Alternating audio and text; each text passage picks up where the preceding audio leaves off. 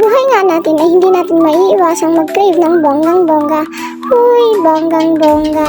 At sakto namang may inuwi ang pinsan ko na puso ng saging, kaya naisipan namin itong lutuin ng okoy. At napakasimple lang din ng proseso nito. Sinimulan na nga namin itong linisan at kunin ang mga parteng nakakain at itinatapon ang mga hindi. Nagpatulong na nga din ako sa kapatid ko sa pagtatanggal at paglilinis nito. Hinugasan ko na rin ito upang makasiguradong malinis at safe ang kakainin natin. Siyempre, sa part ng pagluluto, kailangan natin ng maging malinis.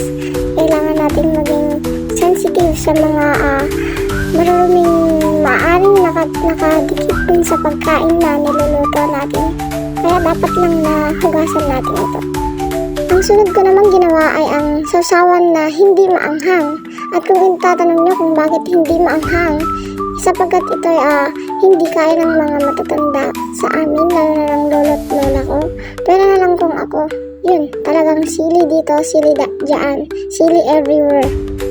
Nilagyan ko po ito ng sibuyas, bawang, tsaka paminta na rin, asin, at asukal, tapos onting toyo, then suka na po, ang main ingredients ng ating sauce. Ganyan lang po kasimple ang sauce ko, ngunit kung titikman mo ay napakasarap. Kulang lang po sa kalamansi kasi wala, pero masarap yan. Sunod naman ay naglagay ako ng kawali sa may lutuan at nilagyan ko itong tubig. At saka ko naman inilagay ang malinis na puso ng saging. Paghintay tayo ng ilang minuto at kung malambot na ito ay hahanguin na natin. Sumunod naman ay lalagay ko ito sa malamig na tubig upang mas madali ko itong mapiga mamaya-maya pag malamig na yung puso ng saging. At para naman sa inyong kaalaman, ang puso ng saging ay may benepisyong dala sa ating katawan. Kaya naman minsan-minsan ay subukan nyo na din ito. At hindi lang puso ng saging ang pwede nyong kainin.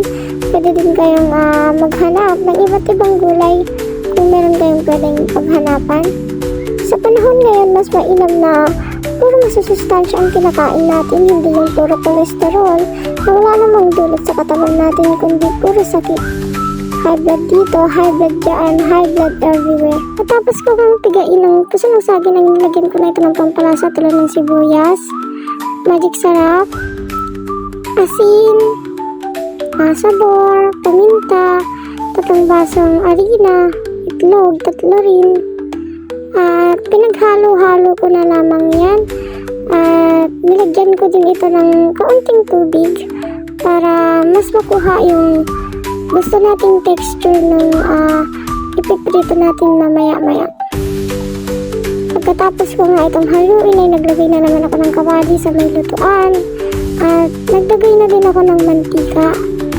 Pagkainit na ng mantika ay nagsalang na ako ng puso ng saging. Nasa inyo na rin po yan kung gaano kalaki ang gusto nyong luto ng puso ng saging. At pag ganyan na po ang kulay, babalik ta rin natin. At ganyan rin po ang itsura pag naluto na. At siguradong malutong ito, crispy. At tutunog pa kung kakagatin mo. Pagkatapos nga natin magprito ay atin na itong titikman. Makikita nga natin sa itsura nito ang pagka-crunch. Nire-recommenda ko nga itong lutuin nyo na sapagkat napakasarap nito.